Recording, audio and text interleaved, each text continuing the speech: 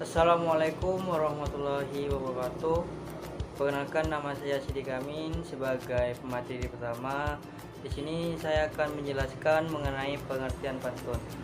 Dalam pengertian pantun pada umumnya adalah pantun merupakan salah satu bentuk sastra rakyat yang menyuarakan nilai-nilai dan kritik masyarakat. Pantun adalah puisi asli Indonesia. Nah, pantun juga terdapat dalam beberapa sastra di daerah di Indonesia seperti Partika.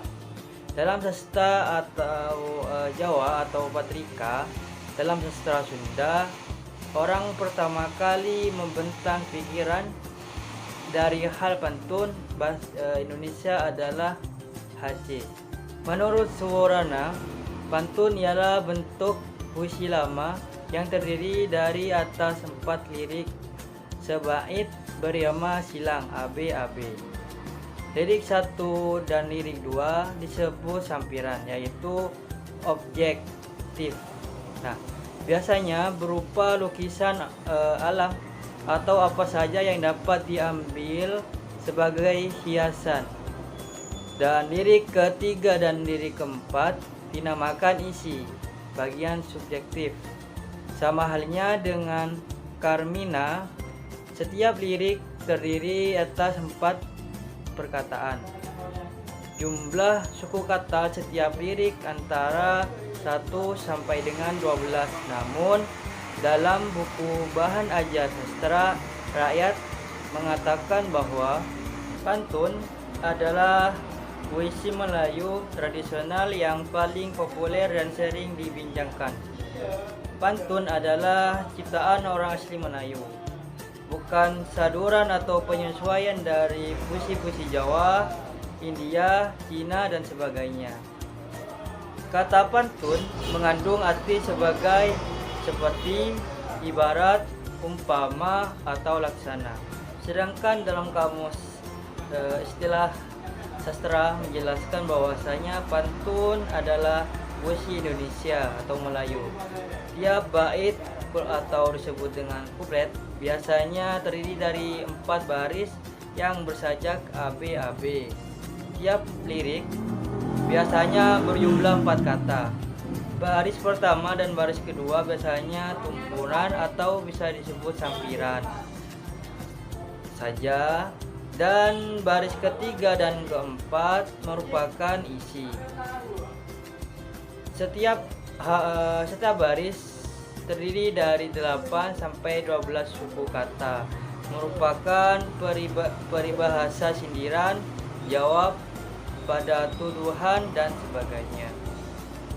Jadi, kesimpulannya adalah pantun merupakan salah satu jenis puisi lama dalam kesusastraan Melayu Nusantara yang populer. Namun, umumnya setiap terdiri atas 4 baris atau larik ya.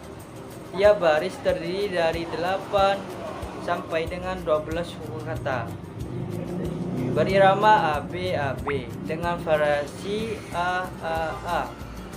Baris pertama dan baris kedua adalah sampiran, sedangkan baris ketiga dan baris keempat adalah isi. Mungkin hanya itu dari saya sebagai pemateri pertama, kurang lebihnya mohon maaf. Wassalamualaikum warahmatullahi wabarakatuh.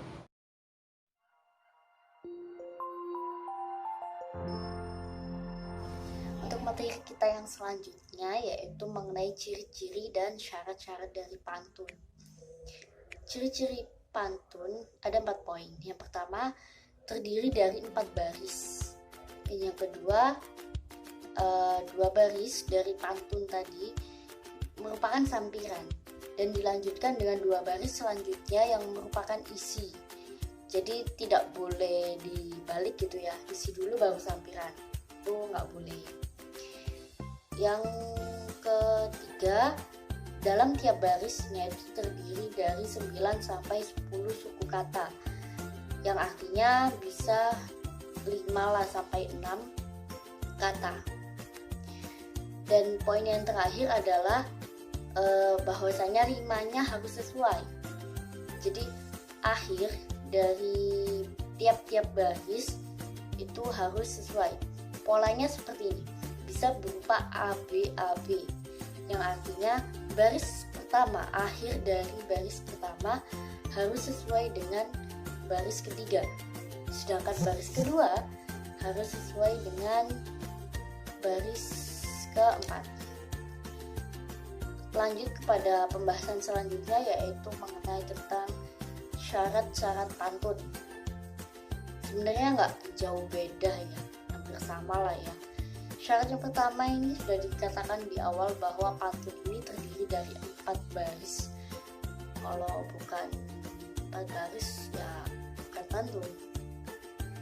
Lalu yang kedua, tiap kata dari pantun ini, tiap baris katanya terdiri dari 4 atau sampai 6 kata gitu.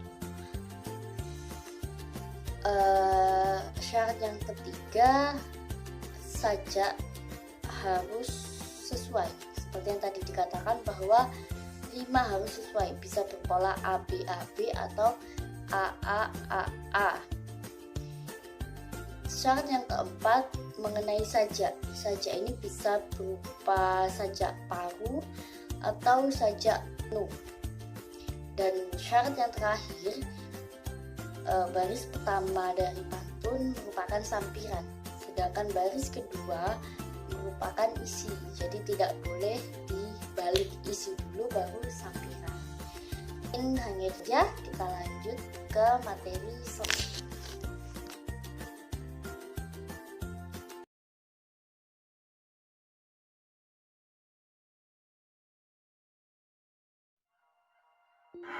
Kali ini aku bakalan ngejelasin tentang jenis-jenis pantun. Menurut Suroto, pantun itu dibagi menjadi 2 bagian. Yang pertama adalah pantun berdasarkan isinya, dan yang kedua adalah pantun berdasarkan bentuknya. Pantun berdasarkan isinya terdapat pantun anak. Biasanya pada pantun anak ini berisikan tentang permainan. Yang kedua adalah pantun muda. Pantun muda di sini biasanya berisikan atau bertemakan tentang percintaan. Yang ketiga adalah pantun orang tua atau bisa disebut juga pantun nasihat. Karena dalam pantun ini biasanya berisikan tentang nasihat-nasihat atau petuah-petuah kepada orang lain. Dan yang keempat adalah pantun jenaka. Pantun ini biasanya berisikan tentang sindiran ataupun tentang hal yang lucu-lucu, yang jenaka, yang menyenangkan. Dan yang terakhir adalah pantun teka-teki. Pantun ini berisikan tentang teka-teki. Dan bagian pantun yang kedua adalah pantun berdasarkan bentuknya. Yang pertama adalah pantun berkait. Pantun ini selalu berkaitan antara bait yang ke-1 dengan bait yang kedua. Lalu bait yang kedua berkaitan dengan bait yang ketiga, begitupun juga seterusnya. Lalu yang kedua adalah pantun kilat. Pantun ini terdiri dari 2 baris. Baris pertama merupakan sampiran dan baris yang kedua merupakan isi. Aku di sini bakalan juga ngasih beberapa contoh pantun dari jenis-jenis pantun yang tadi aku jelasin ke kalian. Yang pertama adalah pantun muda-mudi. Tanam melati di rama-rama, ubur-ubur sampingan 2, sehidup semati kita bersama, satu kubur kelak berdua. Lalu ada juga contoh pantun tentang teka-teki. Kalau puan-puan perana, ambil gelas di dalam peti. Kalau puan bijak laksana, binatang apa tanduknya di kaki. Lalu yang terakhir ada pantun jenaka. Anak rusa di rumpun salak, patan tanduknya ditimpa genta. Riuk kerbau tergelak-gelak melihat bak beruk berkacamata. Nah, itu yang hanya bisa aku sampaikan ke kalian tentang jenis-jenis pantun dan juga contohnya. Terima kasih. Assalamualaikum warahmatullahi wabarakatuh.